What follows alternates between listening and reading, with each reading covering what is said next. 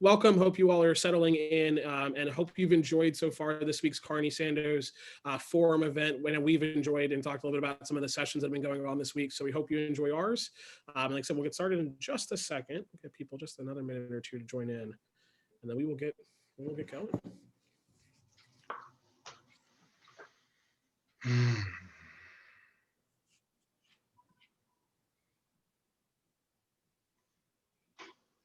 It would be awesome, but it would be awesome. It would be awesome if in the chat folks can share maybe where in the world they're coming from, whether it be a school or region in the country.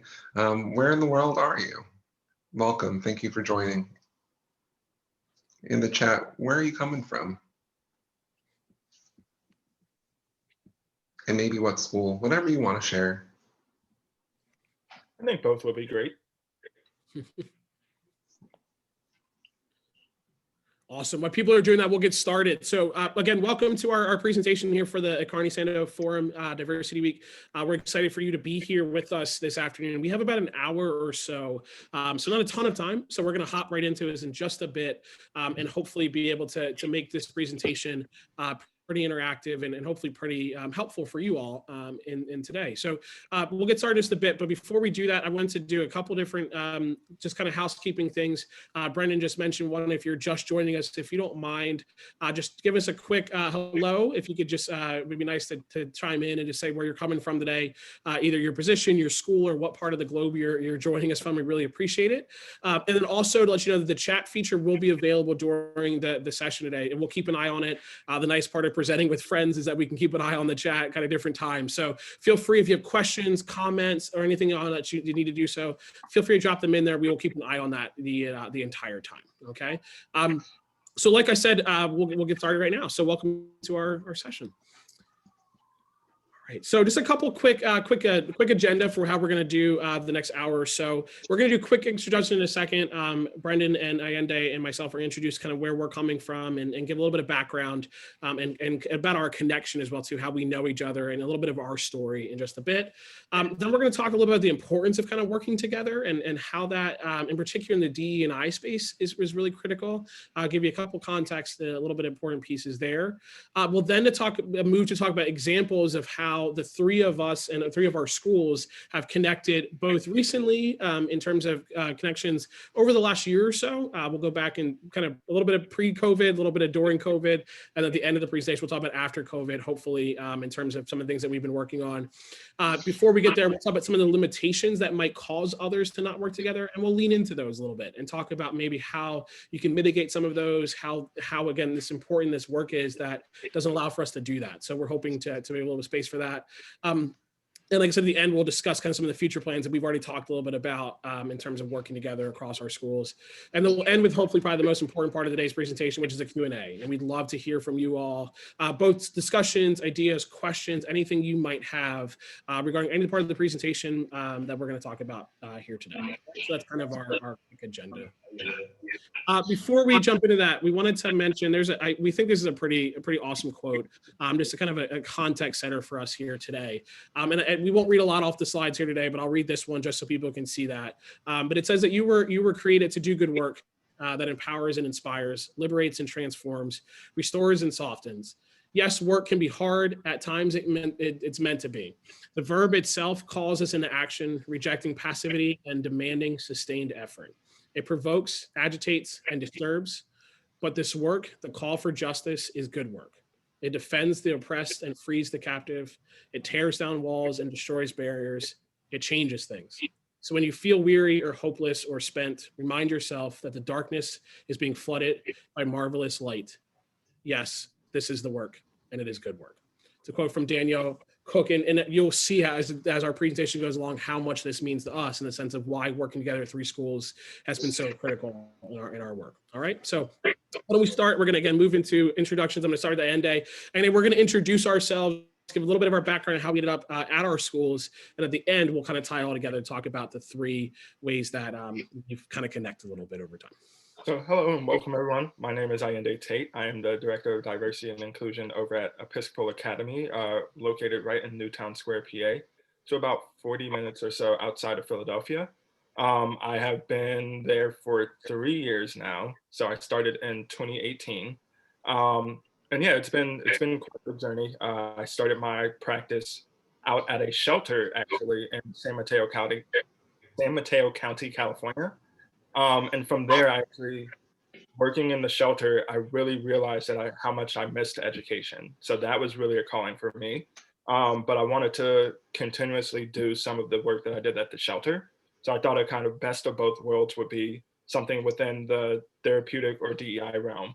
And so I decided to move back to Philadelphia and work for the Netter Center for a community partnership at the University of Pennsylvania. And I did that for a couple years running their after school time activity program, which provided an opportunity for our students at a underfunded West Philadelphia high school to have after school activities aside from the two sports that they actually officially had on campus. And then I went to grad school and got my master's in school and mental health counseling. And from there, I moved on to a school counselor slash assistant director of college counseling at Frieri Charter School, which is right in Center City, Philadelphia. And so I worked there for a couple years, and I truthfully stumbled upon the position at Episcopal Academy. I had a friend who actually was an alum of there who told me about the position.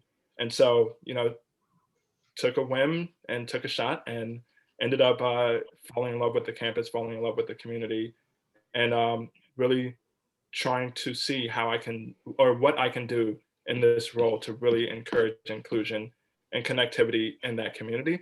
While I was at Frieri, sorry, I skipped a step. While I was at Frieri, I also worked as a therapist at an LGBTQ youth center called the Attic Youth Center in Center City, Philadelphia.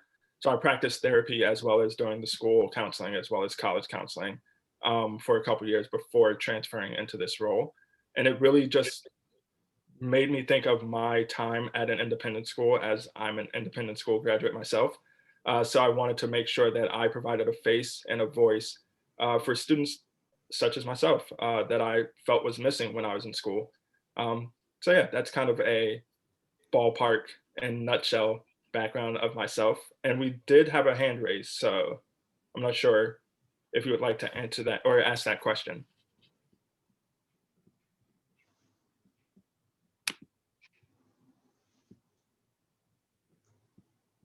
If it was a mistaken hand raised. All good. Looks like all good. Yeah, I can hop in next. Am I next, Brendon? Yeah, there's the cue. Good afternoon, everybody. It's great to be with you. Part of what brought me to teaching, I am an educator by trade. I've been teaching for about 15 years. I think is my mother and my grandmother. There's a quote that comes to mind that I want to share in this space that I think is connected to what we're going to talk about today. But my mom always used to say, and still says, each one teach one, each one teach one. When she said it growing up, I always felt like it was a burden, but here I am kind of leaning into it as a professional.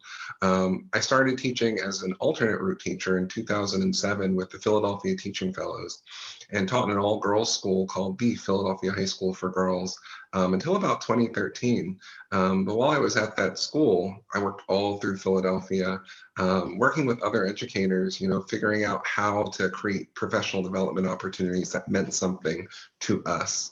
That added value to our teaching practice and to our communities. It was really in that space and in the school I went to after, GAMP, the Girard Academic Music Program, where I started to really think about how special school communities are, not just in terms of the students and the faculty and staff who reside within them, but also in terms of all those satellite groups that operate around a school community. So parents and alumni, the broader community. When I entered independent schools, when I entered Haverford in 2016, the possibilities looked endless in terms of what we could do in a space like this, where there's so much love for the school and for what it represents. So since then, I've been working within the institution to build a practice of racial literacy and build a practice of anti-oppressive teaching and learning.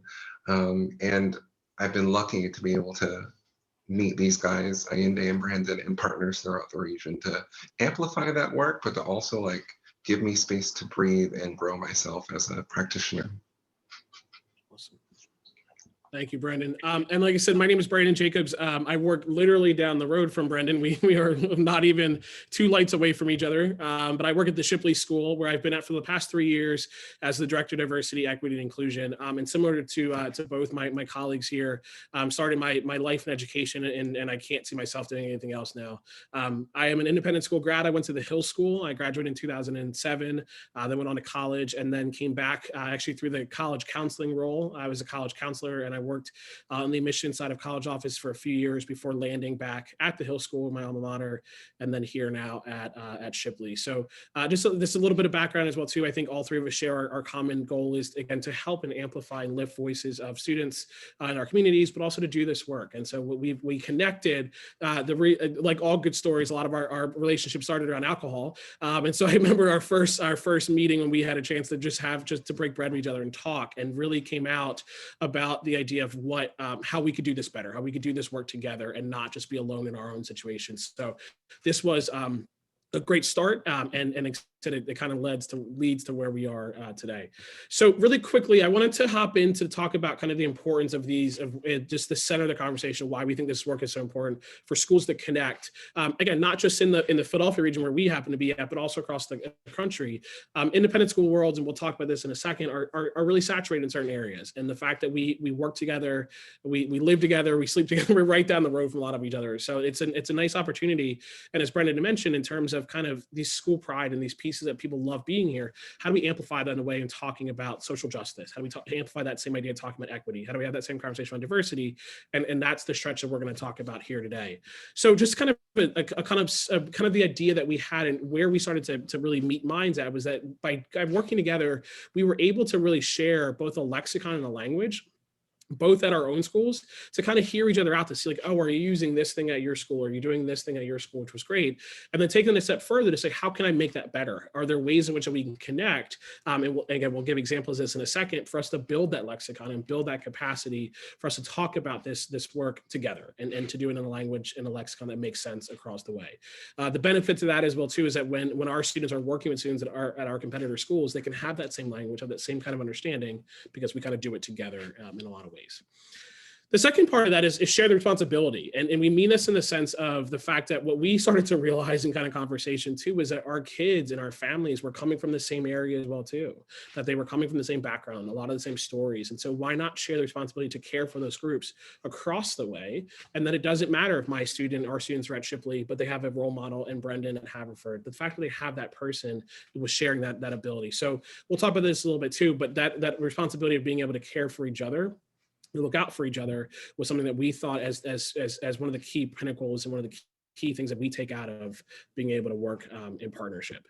And the last part is share care, and I just started talking about it there, but really this ability to care for each other. And one of the things that I don't think we say this lightly when we say that we're not just colleagues and we're not just advocates together, we're friends. And I think that ability to be that cross, where again, we work at different schools, we have different backgrounds as you've heard, but our same unified goal in the sense that we're able to care for each other, in the sense of looking out for each other. It's been a tumultuous year in a lot of ways. And honestly, these 2 people and a couple others in the area that are directors at schools in our proximity are the people I lean on the most in those situations. It's not just my colleagues at my school. It's not just my friends and family. I have this other group. And I think that is a huge piece to both share, again, tips and ideas and suggestions and kind of curriculum, but also goes further to share a relationship. And that's what we'll talk about too, in terms of the importance of that, how that helps build those ideas to be able to care for each other, to care each other in terms of the work itself is super critical. All right. So with that being said, our next piece here, I'm going to turn over to Brendon to talk a little bit about kind of how, in terms of building a racial equity culture, how those things work at all of our schools. Yeah, and I won't go through this graphic in too much detail because I think a lot of it speaks for itself, but I wanted to have this graphic as a piece of this conversation because I wanted you to, we have a lot of educators in the space from different regions, but I hope we'd all agree that, school communities are complex places with all of these different levers that go into any kind of imagined change that can happen.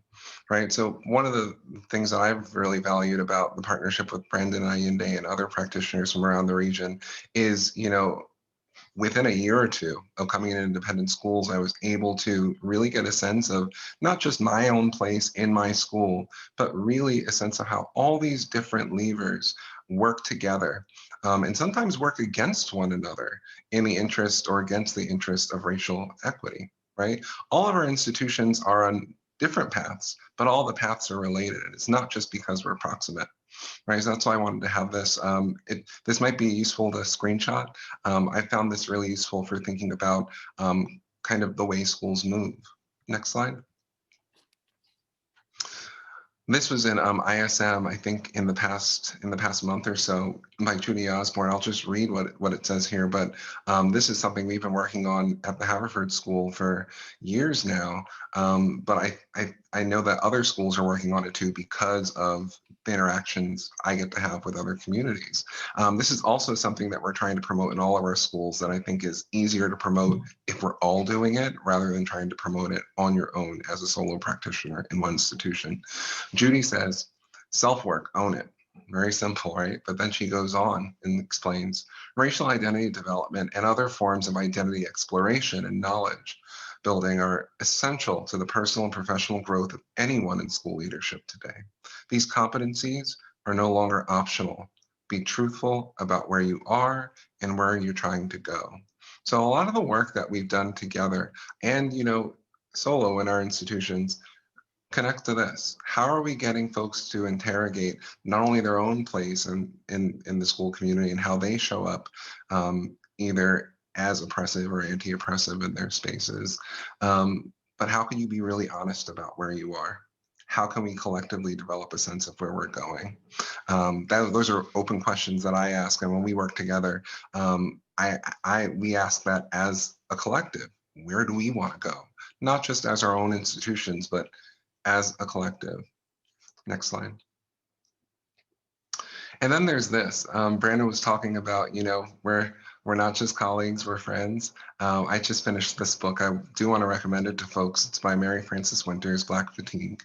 And she talks about and she's not writing about schools, she's writing about private industry, about corporations essentially. And she talks about Black fatigue is a cycle that burns out Black professionals, especially professionals that are doing this type of work, where we're talking about white supremacy, where we're talking about patriarchy, where we're talking about oppressive systems, and we're trying to move institutions along and getting better, right?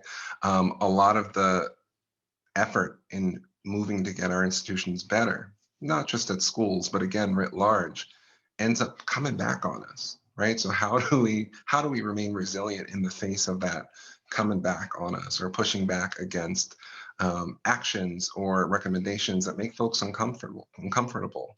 Working in community with other people, I think, is a road towards that. And it's really helped me. I recommend this book highly for folks. And it's on Audible. So very quick and easy to read. Next.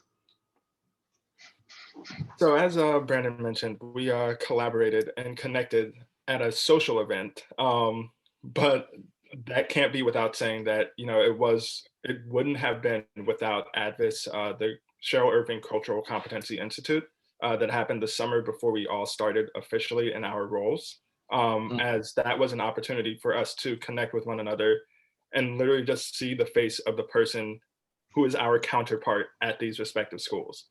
So that was an awesome opportunity to really just open our eyes and really reiterated the fact that we have a common goal at hand. And so that really broadened the spectrum and allowed us to connect with one another and, kind of just open lines of communication. So yes, social, but also professional. Next one. And so speaking of which, we had plans for a film series prior to COVID hitting, and then the world drastically shifted. And so we wanted to make sure that we weren't hitting a wall and we weren't seeing this as a roadblock and instead a speed bump. And so with that, we wanted to create a space for our Black male students to come together and have a discussion about all of the incidents that happened this summer, and honestly, throughout history of this country. And so we wanted to make sure that our Black males specifically had an opportunity to speak their truth and to openly talk about what was going on and how they were feeling without fear of judgment from anyone else, from anyone who didn't at least identify in a similar way as them. Next one.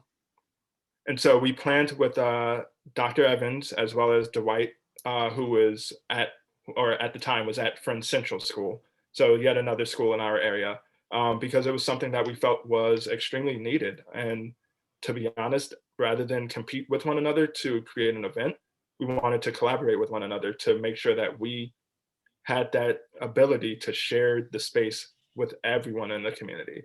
And not just that, it allowed our boys to see that, we may be rivals sometimes on the athletic fields or, in certain academic events, but in all reality, we are one and the same, and we can connect across cultures and across communities rather than seeing each other as complete rivals. Ayinde, can I hop in for a Oh, second? definitely. You could say on the slide, but it's connected to what you've already said.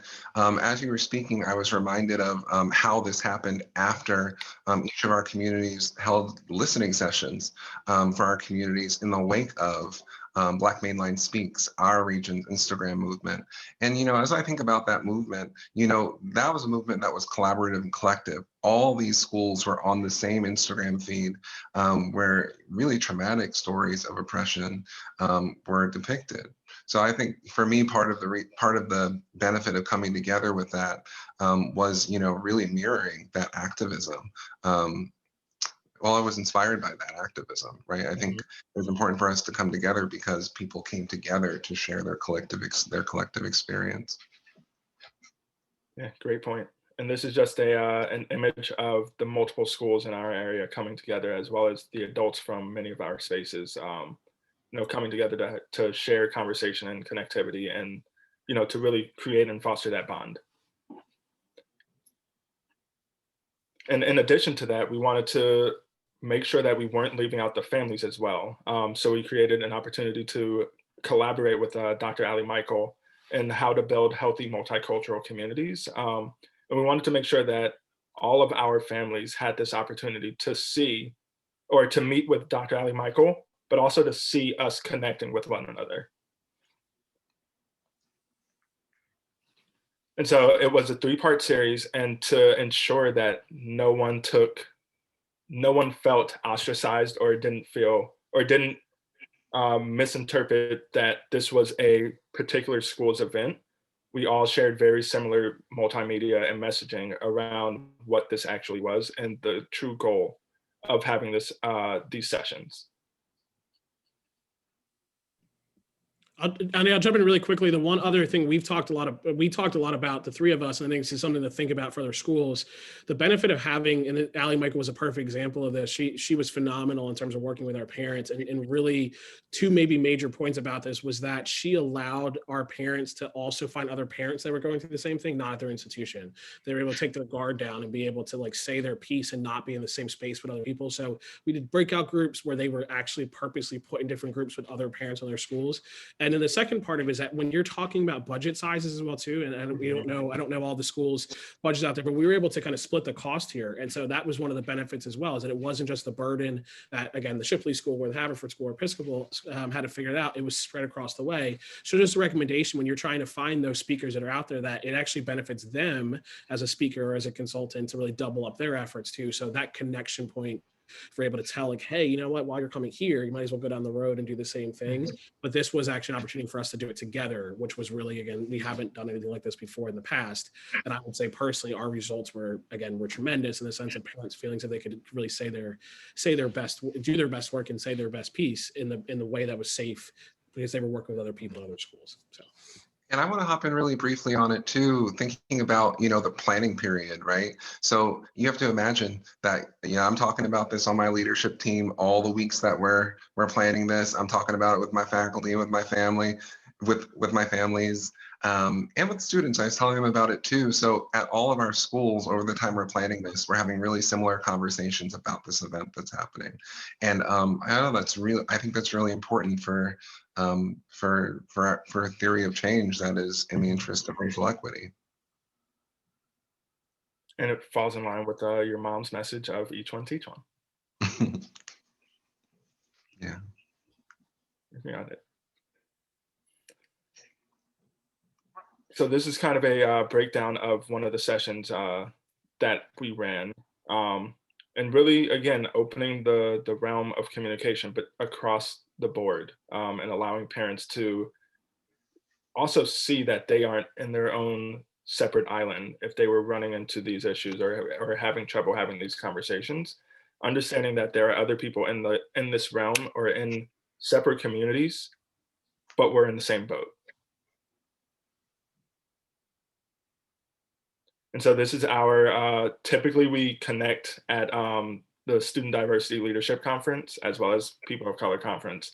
And this was an opportunity for our kids to connect with one another and really have an opportunity and a chance to debrief that experience, especially in this virtual format. It was such a different experience and opportunity for them. So, we wanted to make sure that they didn't lose any of that personal connection. So, Brandon thankfully created the space for all of our communities to come together. And once again, we have multiple schools in this area that we were able to collaborate with. And so our students knew, hey, there are other students who also had this experience at SDLC with me that may not have been in my home group, but now I know who they are. Yeah. And that's something that the virtual space, you can go to the next slide. That's something that the virtual space has really afforded us, right? So there's a lot that's hard about COVID and the pandemic. There's just a lot that's hard, but there have been so many possibilities that have opened, right? So when the students came back from the virtual SDLC, the Student Diversity Leadership Conference, and they had that meeting, one thing that came out of that meeting was, well, we don't want to just have SDLC be SDLC until next year. And we have conferences and things that happen within our region, but we want to build something that connects us. What could that look like? What could that be? So what you see in front of you now is another planning call done all in our individual spaces. Zoom and the virtual space has made planning, I'll speak for myself. I think it's easier. You don't have to run somewhere and like sit down and you click a button and you're at the session, right? Connecting first and then getting down to whatever the business is. And here, the business involved Sudan Green. Sudan Green is the founder of an organization called Spirits Up. And when the uprisings happened throughout the world in June, Sudan's organization in Philadelphia popped up and started doing awesome like public free mindfulness and yoga sessions that drew, not too many people together. There was social distancing and everything. It was outside, I want to say that. But gathered people at a time when we were feeling really isolated, and he's continued that work. Sudan also happens to be a graduate of independent schools. Somebody who isn't on this call, who we all also collaborate with, is Tony Williamson Graves. And Sudan's actually a student of hers. So this is a student who's been mentored in this region. So we connected with him after the SDLC meeting, before you can go to the next slide, to get an idea of, here's what the kids said, what can we do? And if we're doing it across schools, what could it look like, right? We're still in the process of finalizing plans around this, coming up with dates and thinking about what the next steps are. But Sudan put together this Spirits Up Interact SDLC cohort, so kind of like a mindfulness retreat. That's, if you look at the timing, just 2 hours. We might even extend it an hour based on what he sent. I think there might be bandwidth among the kids. We haven't talked about this yet, so I'm kind of like working now too. I think there's bandwidth among the kids and maybe a desire to, get at the work of anti-oppression in this way, as so much of the work of anti-oppression is also like taking care of yourself. At this point, I don't know about your kids, but a lot of my DEI leaders, student leaders are hitting that wall of fatigue, as we come into February, and we're thinking about ways to rejuvenate them. And here's another opportunity for us to come together in that interest.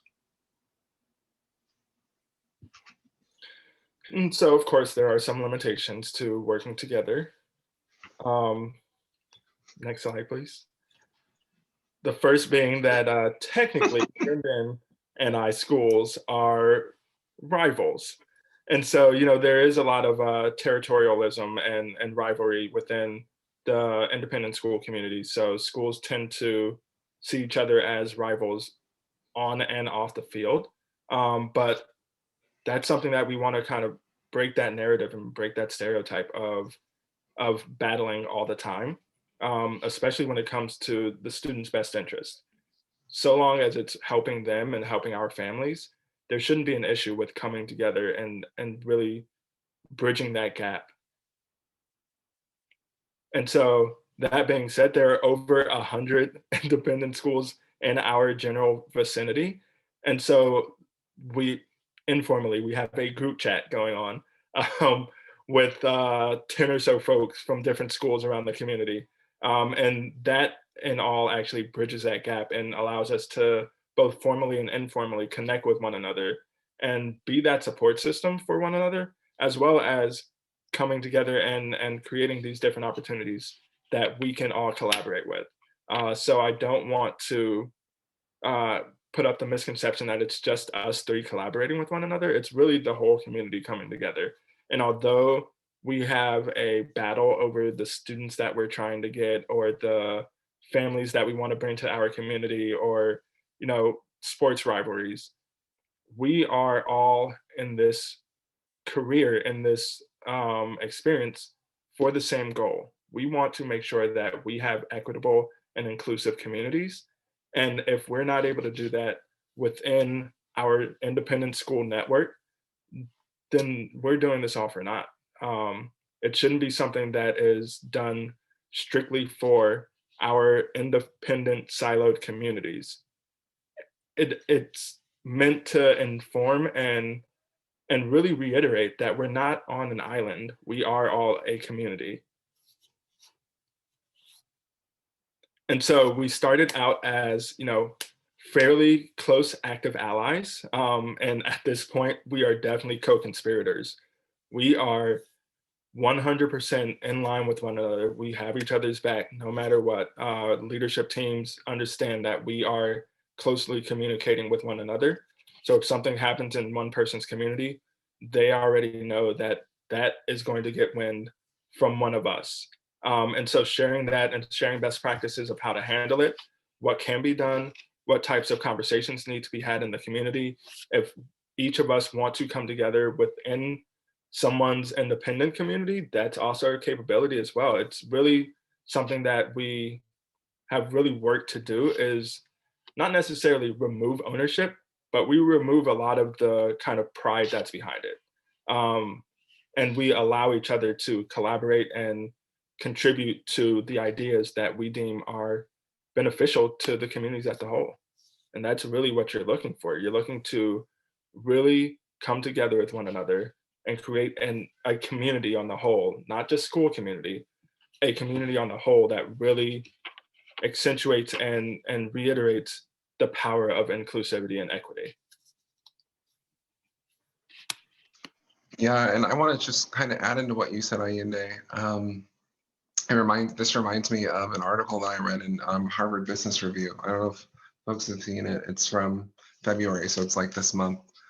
It's called, the main article is When to Work with Rivals, and they talk about an idea in there a lot of folks might have heard of before, Coop Petition. I think I'm saying it correctly. I've only read it, I haven't heard it.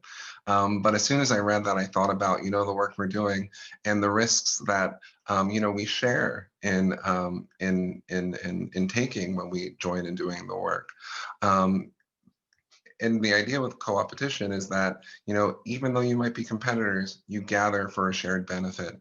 And for us, you know, potentially the shared benefit is, again, moving our institutions into the realm of anti-oppression. And my theory of action, I'll just speak from the I, is that the more we gather collectively to do this work across institutions, the stronger it is. You know, the stronger we are, and the more likely we are to get to a point where people are doing this. People are thinking about how to be an ally, and not just for the title of ally, but really as a way of checking the self. You know, in this moment, how am I showing up for myself? How am I showing up for others? How am I showing up in community? Or am I just showing up for myself? I like this chart by Dr. Keith Edwards. It offers kind of a sense of how being an ally isn't this place where you reach, it's a development process, right? That slide earlier from Judy Osborne again said the racial identity development is self-work, own where you are. So too is the truth for ally identity development. And, within our institutions, all those levers that we talked about at the beginning have kind of their own paths that they need to be on. But gathering to do the work is, giving us a baseline, at least as DEI leads, to figure out, where exactly and how exactly to support these folks who, although they're at different schools, I think you said this already, Brandon, are related to one another, right? Are in community with one another, and if not community, like literally live in the same house. I'm at an all boys school. So sometimes, sisters go to Shipley or to Episcopal or to Baldwin or to Agnes Irwin, right? So these are people who are developing together. Next slide. I won't talk about this one too much, but this is kind of talking about that continuum of allyship, that development place where you arrive. Allyship is a practice, right? So part of the way that we'll think about what we do in the future in terms of collaboration is thinking about, well, how do we support people regardless of the place they're at, right? If there are folks that are apathetic, how do we engage them? If there are folks that are advocates and actively working, how do we engage them? Not only with programs that we create, but with programs we can share to get folks connecting outside of the realms of our school institutions. Next. I like this iceberg model because it kind of offers a sense of what's happening in schools, right? Along the lines of the allyship model and along the lines of identity development and along the lines of hearing about what our schools need. A lot of times schools only respond to that top of the iceberg, the events. Something's happened and now we have to react. Something's happened and now we have to respond. Right. So when we think about programming, when we think about supporting our community, not only folks who are trying to show up as allies, but also BIPOC folks who are trying to, exist and heal and be and thrive in these institutions, those points below the iceberg are things that we really think about in community with each other. What are the patterns of behavior that are showing up? What are the mental models that are driving the way people either show up or don't show up around this work in our institutions? And what can we do in terms of systems and structure and policy? So these are conversations that we have that kind of guide our thinking for what we develop. And the last slide that I have connected to this is related to that iceberg model, specifically around how racism shows up in schools, right? And you can have a chart like this for any of the isms or oppressions that exists within our communities writ large. But if you look here, at the top where it's visible, you have exclusion, racist jokes, hate speech, racial slurs. All these things show up in schools, and teaching tolerance. Yeah, I don't know if you've seen this report, but I think it was 2 or 3 years ago they released a report that showed as the Trump presidency became more popular and more comfortable with their model of behavior, you started to see a lot more bullying in schools, a lot more of this type of behavior at the top of the pyramid in schools across the country. But look at all of what's below. Look at all of the covert actions that very good people engage in or ignore. So this is something that we also, consider as we're thinking about how to support the communities that we're a part of. Oh, I said that was the last one, but I just love this meme, so I had to say it. And this is, I don't know if you guys remember, but Allie talked about this at the end. Allie Michael from the parent, the parent collective group, she kept on talking about this, the idea that calling out racism isn't racism. And so often the block to moving schools from spaces of oppressive practice to anti-oppressive practice is the idea that if you're calling out an ism, then necessarily you're the problem, because you're highlighting all of those things that nobody notices, all of those things that are below the iceberg, right?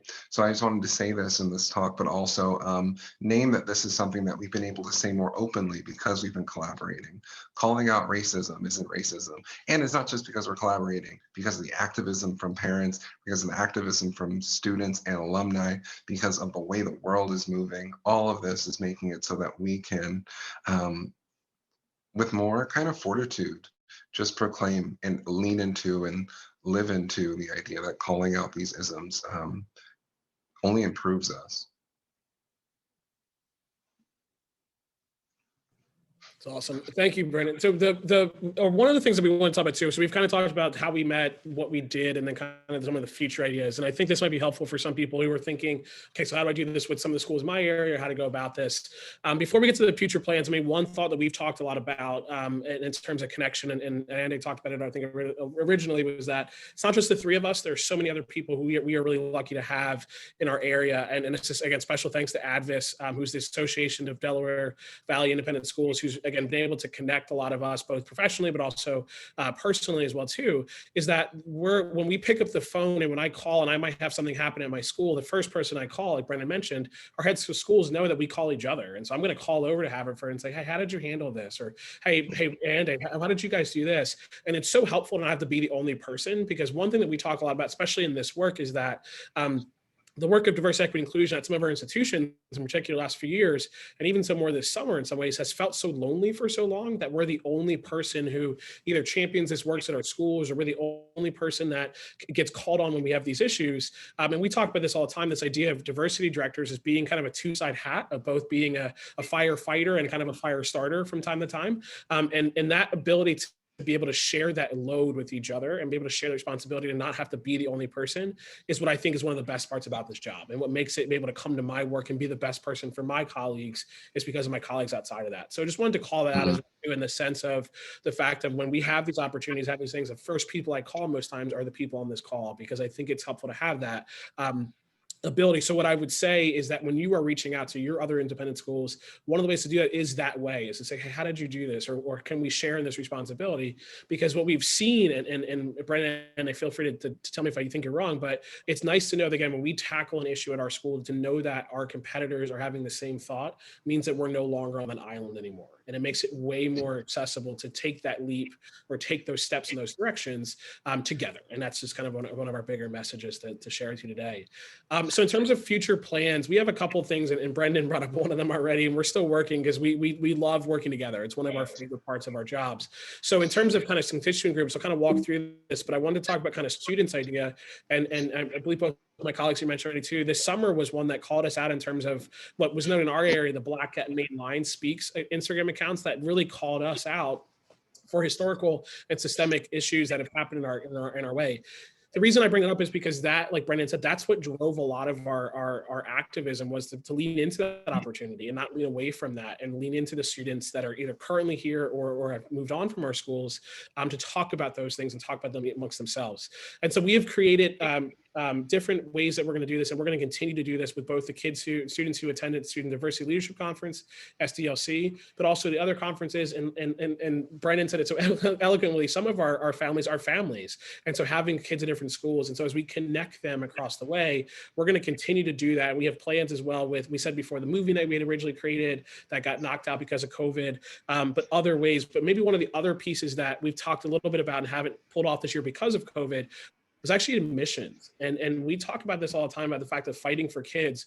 One of the benefits of working together with independent schools that are together locally is that when I recruit a student from a different area, particularly maybe from Philadelphia, and when I can say to them, hey, it isn't like, we're not the only kind of odd place, because for a lot of our BIPOC students and other students, a lot of times when they step on our campuses, this is the first time they see something like this. And being able to have that opportunity to kind of work together, to talk about and maybe unlift some of the myths or misconceptions about independent schools or private schools in the area. If we could do that together, it makes it way easier of a sell and a pitch for them to understand that. Again, they're going to have cohorts in other schools and kids in the area as well, as we continue to push that message. So recruiting, ironically, which is the touchiest issue of probably part of our rivalry other than the ones on the field, is one that we actually rather lean into than lean away from, and the fact that we can do that together. So that's just one opportunity that we're going to look forward to leaning into in the future. In terms of the parent and guardian one, We mentioned already, again, Dr. Ali Michael did a session, and we're looking to do another one, again, coming out this spring with other speakers, where, again, we can connect parents and guardians across our schools to connect with each other, mostly because, again, people live close to each other. They kind of know each other. We had 2 parents in our schools that actually realized they lived like across the street from each other and realized they were doing the same thing. So that's a great opportunity to lean into, but we're continuing to push that in terms of parent and guardian conversations and speaker series moving forward.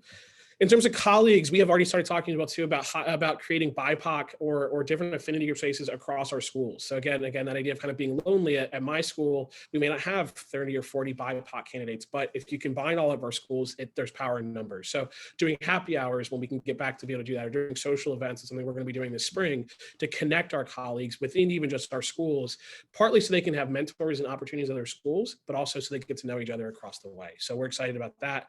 And then the one piece that we've also talked a little bit about, the 3 of us, a little bit, is about hiring as well too. And again, thanks to Carney, who already does a great job. And usually this fair at this time would be in Philadelphia, right in our home backyard. And it's great to connect. But can we connect when we recruit colleagues? And one thing that we've done as well too is if we have a colleague that may not be a great fit at Shipley or may not be possessing, the first person I pick up the phone and call might be Brendon or Ayinde to say, hey, I've got this great history teacher that you all actually might be really interested in. And that, again, as I mentioned before too, might seem like we're recruiting away from each other, but the more we can recruit, the better. And that keeping that person in the area is actually a great thing. We may not have a spot this year for that situation, or when we recruit and when we go to different areas to recruit younger teachers out of college or maybe graduate programs as well too, the more we can do that together, the more we can lift these, again, these myths about independent schools together. And that's a big thing that we're looking forward to do moving forward. And the last constituent is our alumni. And this is an interesting one because our alumni took the step before us, and this came out of this summer as well. There was a great call this week, and it's thanks to a lot of the alum in the area with the Interact, which is our athletic conference in the area that a couple of schools are a part of. They created their own network, which was great. And I think that is a situation as well too, to show that the power, when they tap the door together, we were able to answer and be able to show that we can connect each other across different ways. So they've already created plans. They've actually met with our heads of schools. I mean, those are things in which that we're looking for to lead into as well within our own groups moving forward. So just a couple ideas and suggestions if you're thinking of ways to continue to do that at your own schools and in your own local areas. So we've hit the time now. We're about 10 minutes out of the end of our time here, and we're pretty sticklers on time, partly because of your busy schedule, but partly because Carney has other parts of programming tonight, which will be great, and I'll talk about those at the end. But just wanted to open up, and we can do this either one or two ways. If you would like to write in the chat any questions you might have, or if you have any, you want to unmute yourself, you can do that as well too. Feel free to do that. We'll open the space up, and we'd love to answer any questions again about our relationship, how we started, or suggestions, ideas, or again, conversations and suggestions for other planning that might be possible. We'd love to open up to you all for any questions or answers we might be able to provide. So again, feel free to write in the chat or feel free to unmute yourself and come on the air. Come on the air reminded me of the radio. Remember when we used to the radio? Just a quick note, thank you to Jennifer Braxton, who is actually our champion in our AVIS. And so thank you, Jennifer, for being here, one. And thank you for all the great work that you do. Again, this wouldn't have been possible without you. But she mentioned a great point that if you don't know who to connect within your schools, it's a great opportunity to reach out to your regional representatives. Again, whether that's in the state or across the way. There are a ton of them across the way. And if you don't know, please reach out to NIAS. They have a full listing of those too. But it was a great way. Again, like I said, that's how we connected actually. So it's a great way to connect if you can with regional organizations who can help kind of push in directions of people if you need to.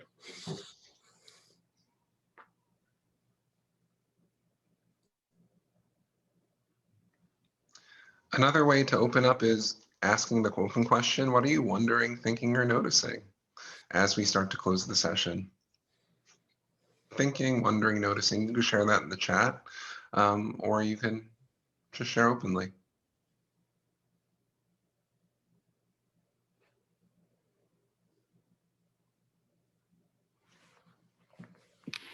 And I also think not being afraid to take the leap. Oftentimes we are worried about reaching out to competitors because of the terminology of competing.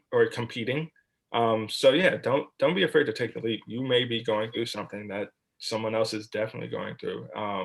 But if you don't reach out to them, you'll never be able to find that out or to build that connection. Jennifer had a great question, and maybe Brendon, I'll throw it to you first, and then maybe Ayinde. Jennifer asked, "How can I communicate with my school? I am just a sub, but they're trying hard D&I project, but I want them to know more about community outreach." So, Brendon or Ayinde, any suggestions on how to again get that message across to your school, and then also how do you push into community outreach from there? Jennifer, you want them to do more community outreach, is what you mean? Is that what you mean here? No, they're working really hard right now. I mean, we have a lot of meetings, DEI meetings. We've had workshops. It's not just like you know, a dog and pony show. They're very serious about it. And there are some independent schools within their area. I mean, I'm a sub, so I feel like I'm sort of, I want to help, but I'm attending these workshops, but I'm not telling them. I mean, I want to make it like a broader community, not just in an immediate area that might be helpful for them. Am I making sense with? Yeah, it makes absolute sense. Thanks for that context, Jennifer. So what I'm thinking is, I mean, it's hard, right, to be a lever of influence when you're a sub at a school, right? Because you have to build relationships with people, and that helps nudge them a bit. So, I mean, I think the way to consider your position here is to think about who you have a relationship with. Maybe it's the DEI lead, maybe it's a teacher who has a lot of influence, maybe it's the administrator that hired you. But when you go to developments like this one or like others, do a turnaround teach, tell them exactly what was going on, tell them that you heard other spaces collaborating, or even better, if you just in your own kind of feedback loop, get information about being able to participate in something that's connected to, what's your school? It's Faye. Faye?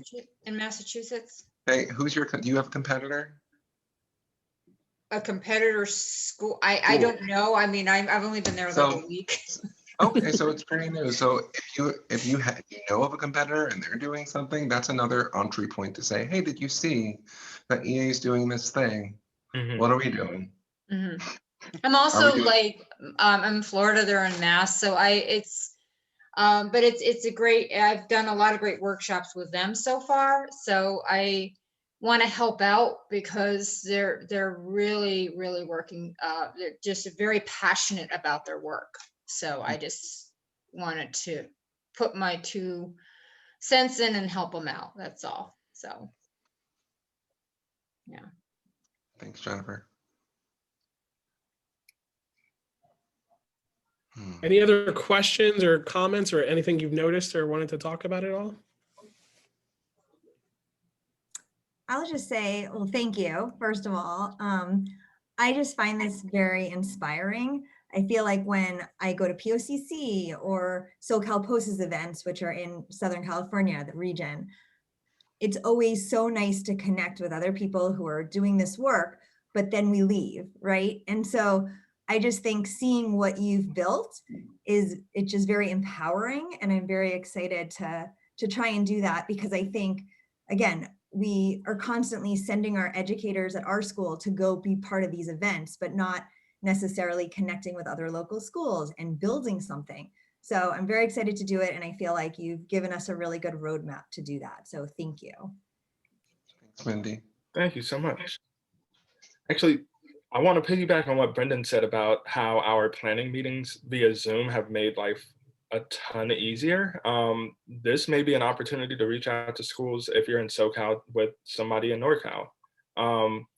As of this moment, we don't necessarily need to worry about limitations as much in terms of communities. So it is an opportunity for you to reach out to someone, in Northern California, someone in the same time zone, let me say, to collaborate with them.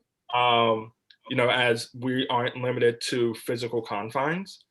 So I think that may be a good way to really branch out a little more as well.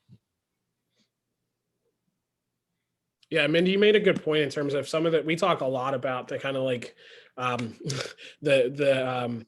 for lack of a word, the hangover after some of these events is so tough because you're re-entering these spaces kind of by yourself. And what I think we've been able to do a little bit this year, or not maybe this year, but the years before when we were working together, is to check in on each other a lot too, to see like how things are going.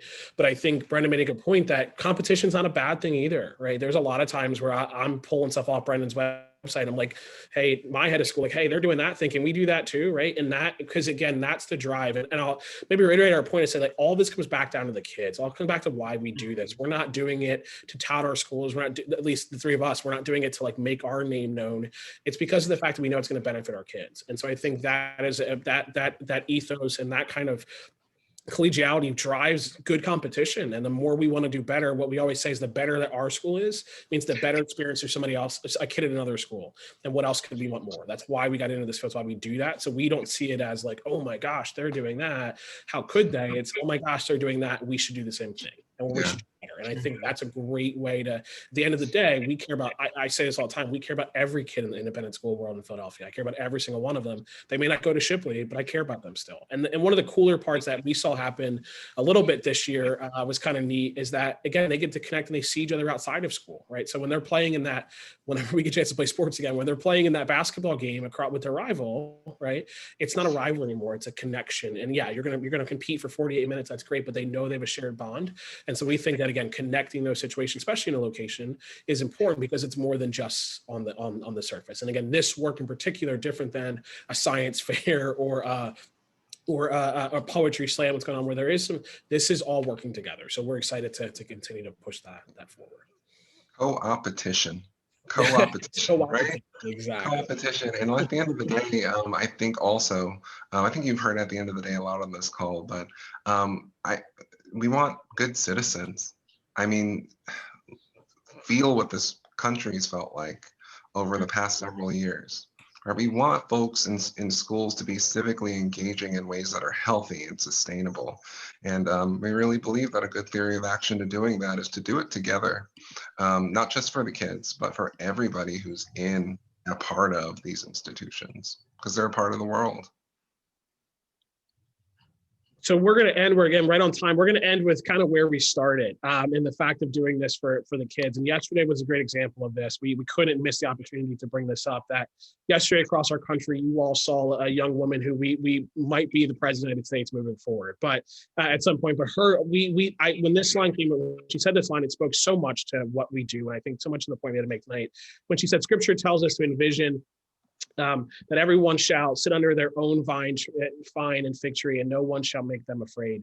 If we're to live up to our own time, then victory won't lie in the blade, but in all the bridges we've made. And we view this conversation as a bridge. I mean, literally, what we said before, our schools are a stone's throw from each other.